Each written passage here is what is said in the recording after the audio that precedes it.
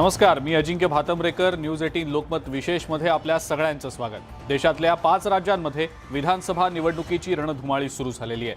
केंद्रातल्या सत्तेचा मार्ग उत्तर प्रदेशमधून जात असतो आणि म्हणूनच उत्तर प्रदेशची सत्ता काबीज करण्यासाठी राजकीय पक्षांनी कंबर कसली आहे आणि त्यामुळेच उत्तर प्रदेशमधलं राजकीय वातावरण सध्या ढवळून निघालंय. सत्ताधारी भाजप सत्ता राखण्यामध्ये यशस्वी होणार का? भाजपमध्ये कोणत्या उमेदवाराचा ऐनवेळेला पत्ता कापला गेला? कोणत्या अधिकाराला मिळालं निवडणुकीचं तिकीट? या सगळ्या प्रश्नांचा वेध आपण घेणार आहोत कौल कुणाला या खास शो मध्ये.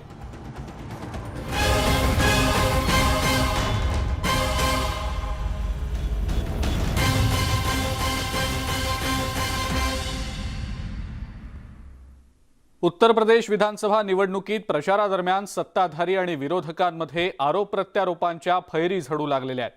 केंद्रीय गृहमंत्री अमित शहा यांनी दारोदार जाऊन प्रचार केला, तर समाजवादी पार्टीचे नेते अखिलेश यादव यांनी भाजपची सत्ता आता जाणार असल्याचं भाकीत केलंय. तर तिकडे उत्तराखंडमध्ये प्रचारादरम्यान काँग्रेसच्या नेत्या प्रियंका गांधींनी केंद्र सरकारवर जोरदार हल्लाबोल केलाय.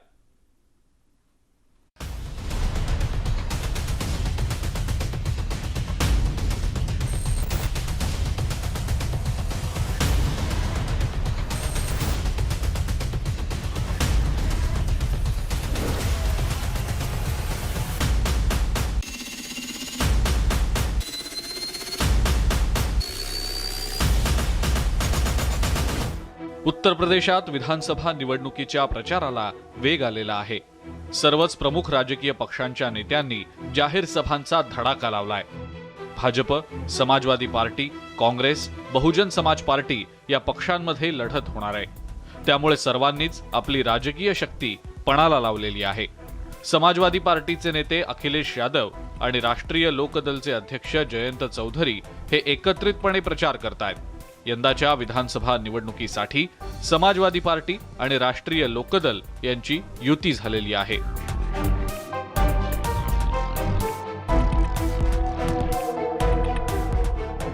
अखिलेश यादव यांनी योगी आदित्यनाथ यांच्या समोर राजकीय आव्हान उभं करण्याचा प्रयत्न केलाय.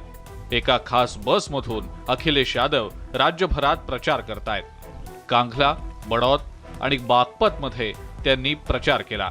रोड शो आणि प्रचारासोबतच कार्यकर्त्यांच्या भेटीगाठी आणि बैठकांचा त्यांनी धडाका लावलाय. प्रधानमंत्री जी ने पैदल पैदल चलाया. जो पैदल पैदल चल रहे हैं वो बेदल हैं. कभी मुख्यमंत्री से पूछिएगा उनका दल कौन सा है, क्या वो भारतीय जनता पार्टी के सदस्य हैं? और भारतीय जनता पार्टी ने तय किया है कि जिस तरीके से इन्हें पैदल पैदल चलाया, आने वाले समय में इनको कुछ मिलने वाला नहीं है, इसलिए इनकी भाषा बदल गई है. और जब से गठबंधन के लोग और गठबंधन के लोगों को समर्थन मिला है, इनके चेहरे पर तोते उड़ गए. केंद्रीय गृहमंत्री अमित शहा आणि उत्तर प्रदेशचे मुख्यमंत्री योगी आदित्यनाथ यांनी आता पश्चिम उत्तर प्रदेशवर लक्ष केंद्रित केलेलं आहे. उत्तर प्रदेशमधली सत्ता राखण्याचं आव्हान भाजपसमोर आहे. गृहमंत्री अमित शहा यांनी अलीगड आणि बदायूमध्ये जोरदार प्रचार केला. अलीगडच्या अत्रौलीमध्ये जाहीर सभेत शहा यांनी काँग्रेसवर तुफान शाब्दिक हल्ला चढवला. काँग्रेसच्या सत्तेतल्या 10 वर्षांमध्ये पाकिस्तान शिरजोर झालेला होता. काँग्रेसच्या काळात आपल्या सैनिकांचा शिरच्छेद करण्यात आलेला होता.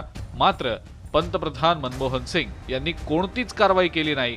पण उरी आणि पुलवामा हल्ल्यानंतर पंतप्रधान मोदींनी सर्जिकल स्ट्राईक करून दहशतवाद्यांचा खात्मा केल्याचं केंद्रीय गृहमंत्री अमित शहा यांनी प्रचारादरम्यान म्हटलं.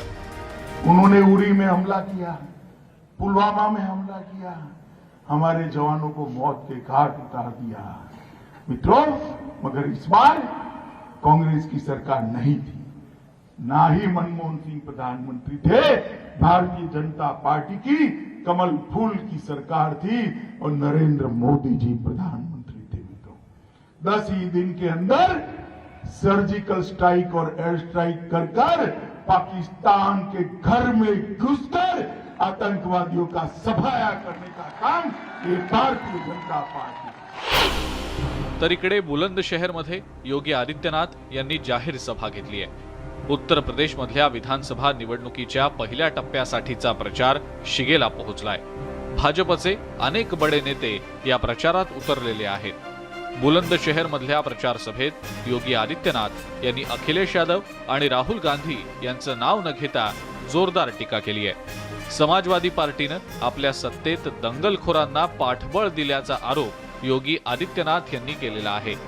उत्तर प्रदेशमध्ये सध्या डबल इंजिनचं सरकार असून राज्याचा वेगानं विकास झाल्याचं सुद्धा त्यांनी आपल्या भाषणामध्ये म्हटलं। ये दो लड़कों की जोड़ी 2017 में भी बनी थी, 2014 में भी बनी थी। 2017 में प्रदेश की जनता ने एक दिल्ली में रहने वाले और एक लखनऊ में रहने वाले दोनों जोड़ी को कहा था कि तुम इस लायक हो ही नहीं भाई।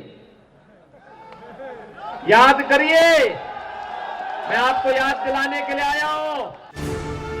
योगी आदित्यनाथ यांनी आज बुलंदशहर आणि मथुरामध्ये सार्वजनिक सभा आणि जनसंपर्क अभियानाच्या माध्यमातून जोरदार प्रचार केला।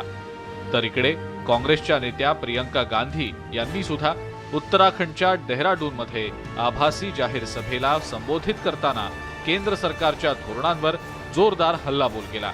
देशातल्या ऊस उत्पादक शेतकऱ्यांचे 14,000 कोटी रुपये देणं बाकी असताना पंतप्रधान नरेंद्र मोदींनी स्वतःसाठी 16,000 कोटी रुपये खर्चून 2 हेलिकॉप्टर खरेदी केल्याची टीका प्रियंका गांधी यांनी केली आहे। या हेलिकॉप्टर्सच्या किमतीत देशातल्या ऊस उत्पादक शेतकऱ्यांची थकीत रक्कम देता आली असती, पण पंतप्रधानांनी तसं केलं नाही असंही प्रियंका गांधी यावेळी म्हणाल्या। इन्होंने जितने बड़े बड़े वादे आपको दिए, जितनी आशा से, उम्मीद से आप सबने इनका समर्थन किया, उसको तोड़ दिया है। जहां जहां मैं जाती हूं बहुत स्पष्ट होता है कि पिछले 5 सालों में कुछ काम नहीं किया गया। पिछले 5 सालों में सिर्फ जो आपकी उम्मीदें हैं वो टूटी, जो आपको वादे किए थे वो टूटे। दरम्यान उत्तर प्रदेश विधानसभा निवडणुकीत समाजवादी पक्षानं उमेदवारांची आणखी एक यादी जाहीर केली आहे। यामध्ये स्वामी प्रसाद मौर्य यांच्या नावाचा समावेश असून ते पडरोनाऐवजी कुशीनगर विधानसभा मतदारसंघातनं निवडणूक लढवणार असल्याचं आता स्पष्ट झालेलं आहे। समाजवादी पार्टीनं मौर्य यांना कुशीनगर मतदारसंघातनं उमेदवार म्हणून घोषितही केलंय। ऐन विधानसभा निवडणुकीच्या तोंडावर स्वामी प्रसाद मौर्य यांनी भाजपशी काडीमोड घेत समाजवादी पार्टीशी घरोबा केला। त्यामुळे उत्तर प्रदेशच्या राजकारणात भाजपला मोठा धक्का बसलाय। बहुजन समाजाचे नेते म्हणून स्वामी प्रसाद मौर्य यांची उत्तर प्रदेशच्या राजकारणात ओळख आहे। मौर्य यांनी 2017 मध्ये पडरौना विधानसभा मतदारसंघातनं निवडणूक जिंकली होती। यावेळेला मात्र त्यांनी आपला मतदारसंघ बदललेला आहे। याचा त्यांना फायदा होणार की तोटा हे निवडणुकीच्या निकालानंतरच स्पष्ट होईल। Bureau report, news 18 Lokmat. Uttar Pradesh विधानसभा निवडणुकीमध्ये उमेदवारी देताना शह काटशहाचं राजकारण आता सुरू झालेलं आहे। त्यामुळेच ऐनवेळी अनेकांना उमेदवारी नाकारण्यात आल्याचंही पाहायला मिळत आहे। तर काहींनी आपला मतदारसंघ बदलून घेत सुरक्षित मतदारसंघाचा मार्ग निवडलाय। पाहुयात याविषयीचाच हा खास रिपोर्ट।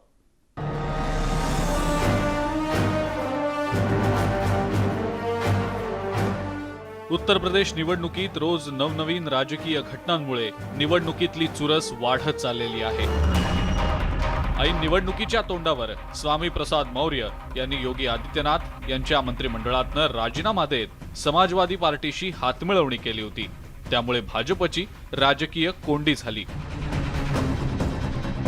आता समाजवादी पक्षानं त्यांना पडरौनाऐवजी कुशीनगरच्या फाजिलनगर विधानसभा मतदारसंघातून उमेदवारी दिलेली आहे। गेल्या वेळी मौर्य यांनी पडरौनामधून निवडणूक लढवलेली होती, मात्र यावेळेला भाजपनं तिथून माजी केंद्रीय मंत्री RPN सिंह यांना उमेदवारी दिलेली आहे। त्यामुळे पराभवाच्या भीतीनं स्वामी प्रसाद मौर्य यांनी मतदारसंघ बदलला असल्याचं बोललं जात आहे। जितनी कठिन चुनौती हमको मिलती है उतना ही मुझे लड़ने में मजा आता है। और मैंने पहले भी कहा था आपके मीडिया के माध्यम से, प्रदेश की कोई विधानसभा मेरे लिए अजूबी नहीं है, अछूती नहीं है। हर जगह जो मेरी लोकप्रियता है कार्यकर्ता हाथों हाथ लेता है, इसलिए हमारे लिए जो भी राष्ट्रीय अध्यक्ष ने तय किया उसका स्वागत है। RPN सिंह यांची पडरौनाचा राजा अशी ओळख आहे. त्यामुळेच स्वामीप्रसाद मौर्य यांनी सुरक्षित मतदारसंघ निवडल्याची टीका आता भाजपकडून केली जात आहे.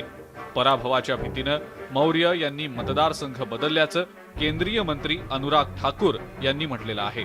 स्वामी प्रसाद मौर्य जी के बारे में कहा जाता है कि हर 5 साल में नया स्वामी चुन लेते हैं, लेकिन अब तो ऐसी मुश्किल खड़ी हो गई कि वो अपनी सीट पे भी चुनाव लड़ने के लिए तैयार नहीं हुए. आखिर क्या मजबूरियां हैं, पडरौना छोड़कर भागना पड़ा? क्या उनको हार का डर सता रहा था? आखिर क्या क्या बहाने ढूंढे होंगे? सच्चाई ये है, जहां एक और समाजवादी पार्टी का सुपड़ा साफ हो रहा है, वहीं पर उनको भी अपनी सीट के हार का डर सता रहा है. देखिए, सपा, बसपा, कांग्रेस, इन तीनों में कोई अंतर नहीं है. ये दिखाने के लिए बाहर अलग अलग होते हैं, अंदर से सब एक हैं. ये सब भाजपा के खिलाफ एक हैं. ये उत्तर प्रदेश के खिलाफ एक हैं.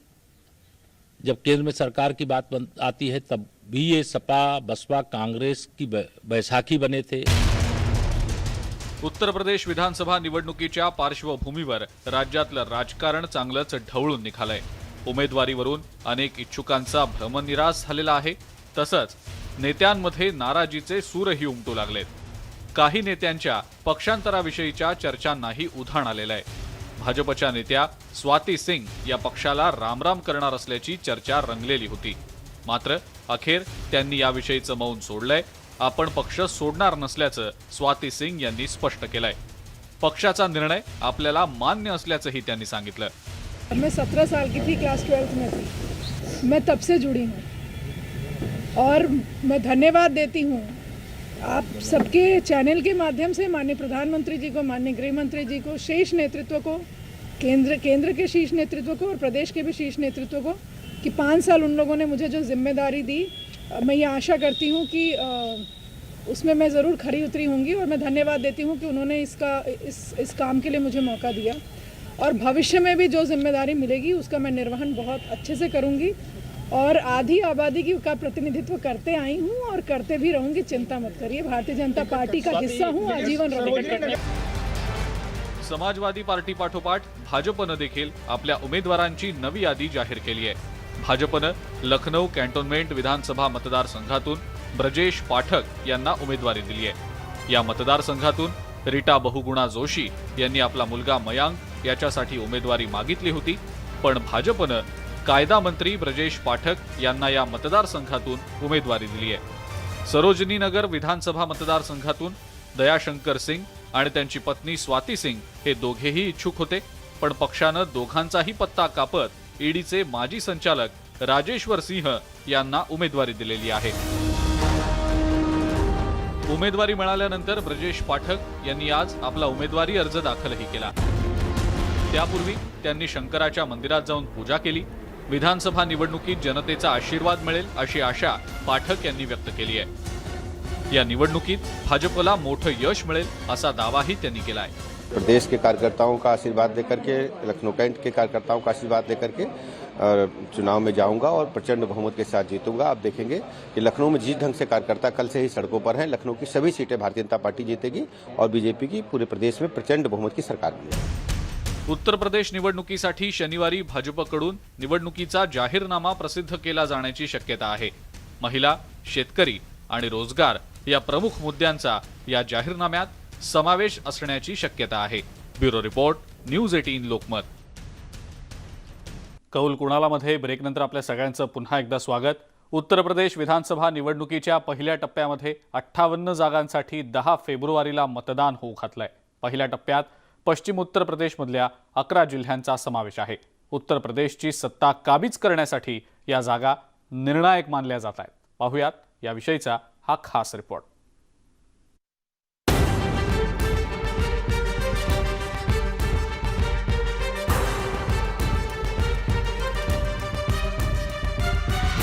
उत्तर प्रदेश विधानसभेची निवडणूक 7 टप्प्यात होणार आहे. पहिल्या टप्प्यातली निवडणूक अवघ्या काही दिवसांवर येऊन ठेपली आहे. त्यामुळे राजकीय सभा, रोड शो आणि दारोदार जाऊन प्रचार केला जातोय. केंद्रीय गृहमंत्री अमित शहा यांनीही उत्तर प्रदेशात बदायूंमध्ये घरोघर जाऊन आपल्या उमेदवाराचा प्रचार केला. समाजवादी पक्षानं जाहीर केलेल्या उमेदवार यादीवर अमित शहांनी जोरदार टीका केली आहे. उत्तर प्रदेशातील माफिया एकतर तुरुंगात आढळतात किंवा समाजवादी पक्षाच्या उमेदवार यादीत त्यांचं नाव असतं, अशी टीका अमित शहांनी केली आहे. भारतीय जनता पार्टी की सरकार ने यहाँ पर कानून का राज किया है. इनके जमाने में हर उत्तर प्रदेश के जिले में, जनपद में एक बाहुबली होता था और एक माफिया होता था. अभी कोई है? कोई बाहुबली नहीं है तो सिर्फ बजरंग बली है और कोई नहीं है भाई. उमेदवारांच्या यादीवरूनही एकमेकांवर आरोप प्रत्यारोपांचा सिलसिला सुरू झालाय. समाजवादी पक्षानं आपल्या उमेदवारांची यादी जाहीर केल्यानंतर भाजपनंही सुधारित यादी जारी केली. त्यामुळे काही मतदारसंघात उमेदवार बदलण्यात आले. माजी केंद्रीय मंत्री RPN सिंग आणि ईडीचे माजी संचालक राजेश्वर सिंग यांना उमेदवारी देत समाजवादी पार्टीसमोर तगडं आव्हान उभं केलंय. त्यामुळे समाजवादी पार्टीला ऐनवेळी आपले उमेदवार बदलावे लागले. उत्तर प्रदेशातील विधानसभेच्या निवडणुका एकूण 7 टप्प्यात होऊ घातल्यात. 10 फेब्रुवारीला पहिल्या टप्प्यासाठी मतदान होणार आहे. यात 58 मतदारसंघांचा समावेश आहे. शामली, मुझफ्फरनगर, बागपत, मेरठ, गाझियाबाद, हापुड़, नोएडा, बुलंदशहर, अलीगढ़, मथुरा, आग्रा या 11 जिल्ह्यांचा यात समावेश आहे. निवडणुकीचा दुसरा टप्पा 14 फेब्रुवारी, तिसरा टप्पा 20 फेब्रुवारी, चौथा टप्पा 23 फेब्रुवारी, पाचवा टप्पा 27 फेब्रुवारी, सहावा टप्पा 3 मार्च तर 7वा आणि शेवटचा टप्पा 7 मार्चला पार पडणार आहे. उत्तर प्रदेश विधानसभा निवडणुकीचा निकाल 10 मार्चला जाहीर होणार आहे. निवडणुकीच्या पहिल्या टप्प्यात पश्चिम उत्तर प्रदेशातील जिल्ह्यांचा समावेश आहे. या भागात विधानसभेच्या एकूण 66 जागा असून इथं हिंदू मतदारांची संख्या जवळपास 72% इतकी आहे. मुस्लिमांची संख्या 26% तर इतर धर्मातील मतदारांची संख्या ही 1.41% आहे. पश्चिम उत्तर प्रदेशात एकूण 30 जिल्ह्यांचा समावेश आहे. गेल्या निवडणुकीत भाजपला पश्चिम उत्तर प्रदेशातून 50 जागा मिळाल्या होत्या. भाजपला 41.54% मतदान झालं. समाजवादी पार्टीला 12 जागा मिळाल्या तर मतांचं प्रमाण हे 20.19% इतकं होतं. काँग्रेसला अवघ्या 2 जागांवर समाधान मानावं लागलं. काँग्रेसला 8.9% मतदान झालं. बसपाला केवळ 1 जागा मिळाली. बसपाच्या वाटेला आलेल्या मतदानाचं प्रमाण हे 21.53% इतकं होतं. तर अपक्षाला 1 जागा मिळाली, त्याला 8.66% मतदान झालं. पश्चिम उत्तर प्रदेशात जाट समाजाचं वर्चस्व पाहायला मिळतंय. या भागात जाट समाजाची लोकसंख्या ही 18% इतकी आहे. त्यामुळे 90% जाट हे शेती व्यवसायात आहेत. जवळपास 30 विधानसभा मतदारसंघात जाट समाजाचा दबदबा आहे. त्यामुळे आता सर्व राजकीय पक्षांकडून जाट समाजाला तुचकारण्याचा प्रयत्न केला जातोय. या समाजाची भूमिका निर्णायक ठरणार आहे. Bureau report, news 18 Lokmat. आणि आता आपण गोव्यातल्या निवडणुकीची रणधुमाळी पाहणार आहोत. प्रत्येक विधानसभा निवडणुकीत मांडवी नदी पात्राचा मुद्दा चर्चेला येत असतो. नदी पात्रातले कसिनो हटवण्याची मागणी सगळ्याच राजकीय पक्षांकडून केली जाते. पण कसिनोमुळे या नदीकाठावर मोठ्या प्रमाणात लोक येतात. कसिनो हटवण्याची मागणी करणाऱ्या राजकीय नेत्यांना नदीकाठी येऊन आता मतदारांकडे मताचा कौल मागण्याची वेळ आली आहे. या विरोधाभासी चित्राचा आढावा घेतला आमच्या प्रतिनिधी स्वाती लोखंडे यांनी. निवडणुकीच्या पार्श्वभूमीवर आपापल्या पक्षाने मोठाले बॅनर लावणं किंवा पोस्टर लावणं ही काय बातमी नाहीये. पण जरा पोस्टर्स आणि बॅनर कुठे लागले ते बघूया. कारण आपण आहोत ते गोव्यात आणि गोव्यामध्ये मांडवी नदीच्या काठावर आपल्याला भाजपचा एक भला मोठा एक बोर्ड बघायला मिळतोय किंवा जाहिरात बघायला मिळते आणि त्याच्या बाजूला काँग्रेसचा एक मोठा हात आणि मग वोट फॉर TMC असं नव्याने गोव्याच्या राजकारणात उतरलेली TMC तृणमूल काँग्रेस हे आपल्या मतदारांना आवाहन करतानाचं हे भले मोठाले बोर्ड आहेत. आता यात नवीन तर काय किंवा यात बातमी तर काय, तर बातमी ही अशी आहे, कारण या मांडवी नदीच्या काठावर कोण बरे येतं किंवा का बरे येतात, तर कसिनो इथे जे उभारले गेलेत गेले अनेक वर्ष, या कसिनोंना बघण्यासाठी गर्दी होते आणि म्हणूनच इथे येणाऱ्या लोकांना आवाहन करण्यासाठी अशा पद्धतीनं हे भले मोठाले बोर्ड लागले आहेत। खरं तर जेव्हा गोव्याचा राजकारण म्हणतो तेव्हा गोव्याच्या राजकारणात कसिनो हा अत्यंत महत्त्वाचा भाग आहे। कारण भाजप आणि काँग्रेस जेव्हा जेव्हा सत्तेतून पायउतार होतात आणि विरोधात येतात तेव्हा मात्र प्रत्येक वेळेला विरोधी पक्षाची भूमिका निभावत असताना ऑफशोर आणि ऑनशोर म्हणजेच या नदीच्या आत असलेले आणि नदीच्या बाहेर असलेले कसिनो हलवण्यासंदर्भात हटवण्यासंदर्भात भूमिका घेतात खरी, पण ती प्रत्यक्षात कधी खरी उतरत नाही। आताही आपण बघितलं की साधारणतः याच सरत्या वर्षाच्या सप्टेंबरमध्ये 1 वर्षाची मुदतवाढ दिली आहे आणि त्यानंतर आणखी पुढचे काही महिने इथे कसिनो हलणार नाही हे तर नक्कीच आहे। प्रवीण शेट्टीसह स्वाती लोखंडे, न्यूज 18 लोकमत, पणजी, गोवा। कौल कुणाला मध्ये आज इतकंच। ताज्या बातम्या आणि अपडेट्ससाठी बघत राहा फक्त न्यूज 18 लोकमत।